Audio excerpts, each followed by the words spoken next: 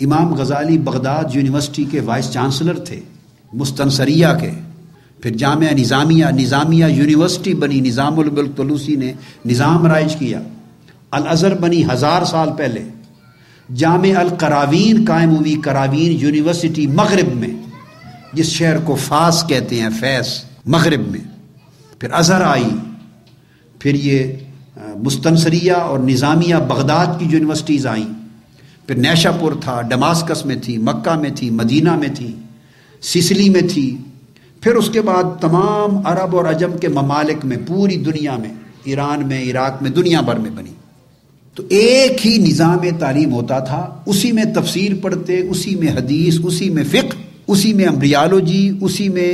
کوسمولوجی، اسی میں فزکس، اسی میں ایسٹرو فزکس، اسی میں اسٹرونومی، اسی میں باٹنی، اسی میں بیالوجی، اسی میں تمام نیچرل سائنسز، ہیومن سائنسز، اسی میں تمام علوم اور فنون پڑھتے تھے۔ اسی ایک ہی ادارے سے امام غزالی بھی پیدا ہوتے، اور اسی ایک ہی ادارے سے جابر بن حیان جو کیمسٹری کا بانی ہے وہ بھی اسی ادارے سے پیدا ہوتا تھا۔ آپ سمجھیں میری بات؟ یہ الگ انسٹیٹیوشن سے نہیں پیدا ہوتے تھے کہ غزالی کسی مدرسہ سے، اس وقت مدرسے نہیں تھے کہ وہ کسی مدرسہ سے پیدا ہوں گے جن کا نام امام غزالی ہو، امام قرطبی ہو، امام فخر الدین رازی ہو،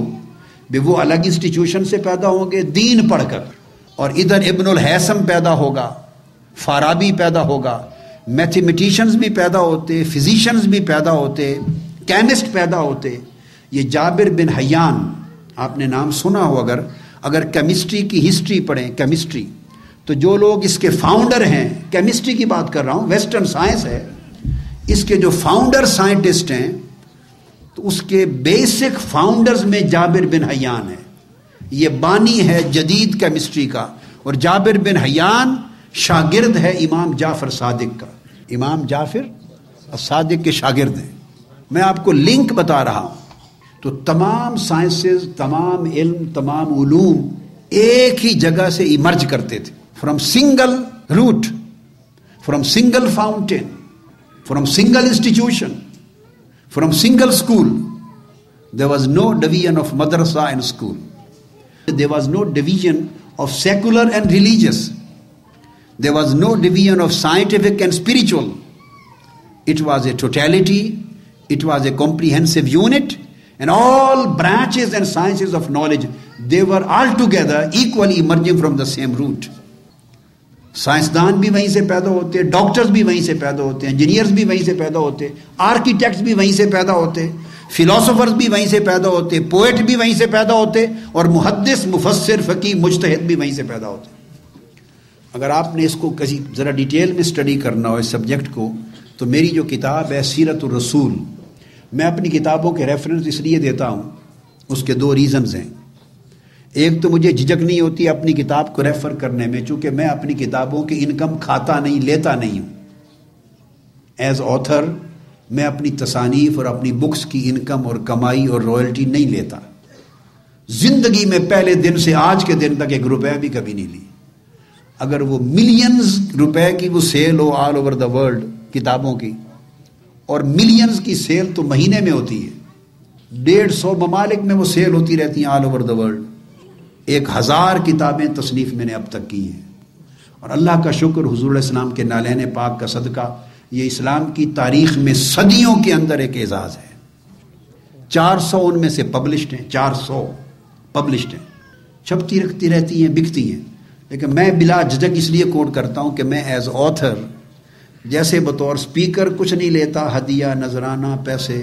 دین کی تبلیغ سے ہدیہ نذرانہ نہیں لیتا،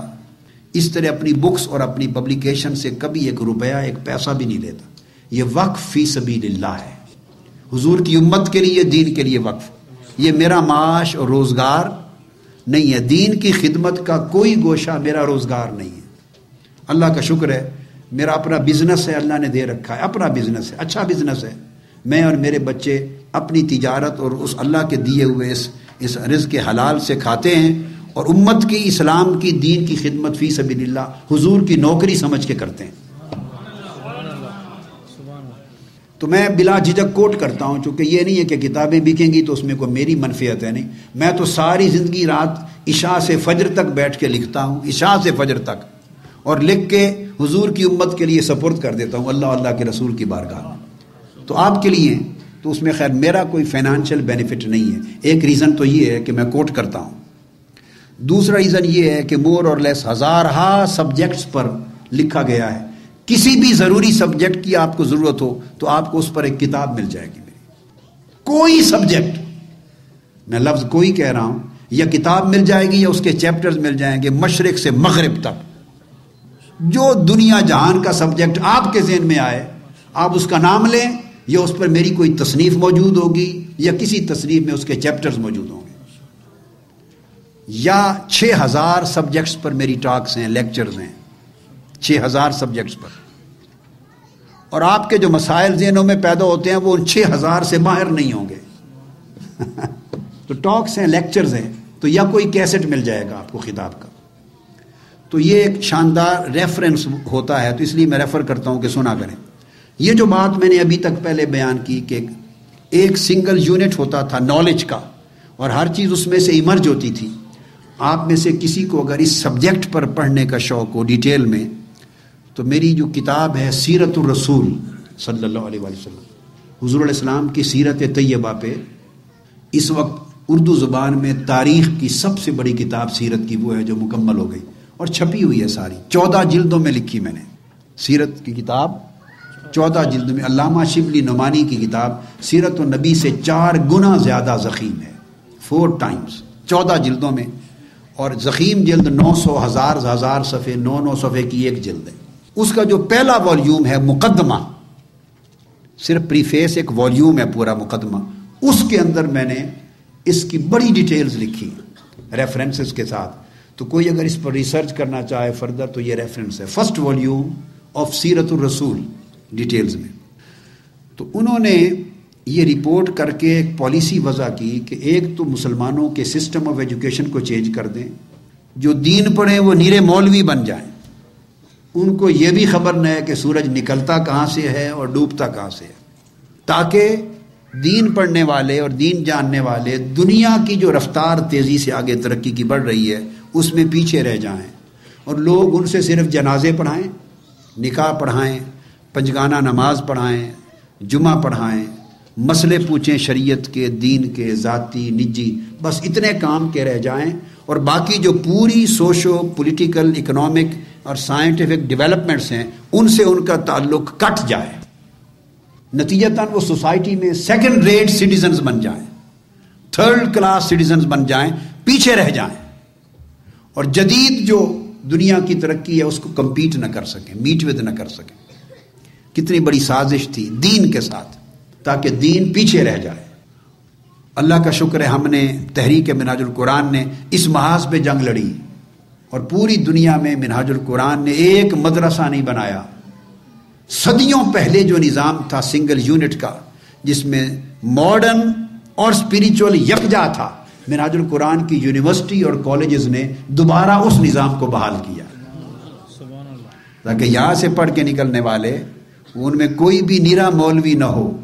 وہ عالم بھی ہو، وہ صوفی اور فقیر بھی ہو، اور دور جدید کا اسکالر بھی ہو۔ یہ نظام ہے، باقی ہر ایک کی اپنی صلاحیت ہے، محنت ہے، اس کی سطح ہے، جو جتنا گین کرے گا اتنا آگے ڈیولپ کر جائے گا۔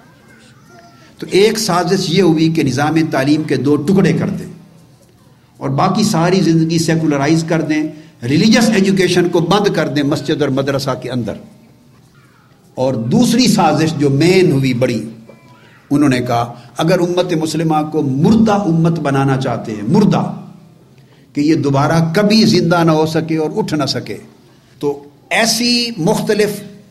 حکمت عملی اختیار کی جائے، ان کے عقیدے میں، ان کے مدرسوں میں، ان کے تبلیغ میں، ان کے دین کے کنسیپشن میں، پرسیپشن میں ایسی پالیسیاں اختیار کی جائیں کہ ان کے دلوں سے رسول پاک صلی اللہ علیہ وسلم کا عشق و محبت اور ادب، تعظیم اور احترام وہ دل سے نکال لیا جائے۔ یہ نمازیں پڑھیں، یہ روزے رکھیں، حج پہ جائیں، زکوٰۃ دیں، تبلیغیں کریں، مسجدیں بنوائیں اور عبادت کریں، کتابیں لکھیں، پورا عمل کریں، داڑیاں رکھیں، جو دین کا کام ہے کھل کے کریں،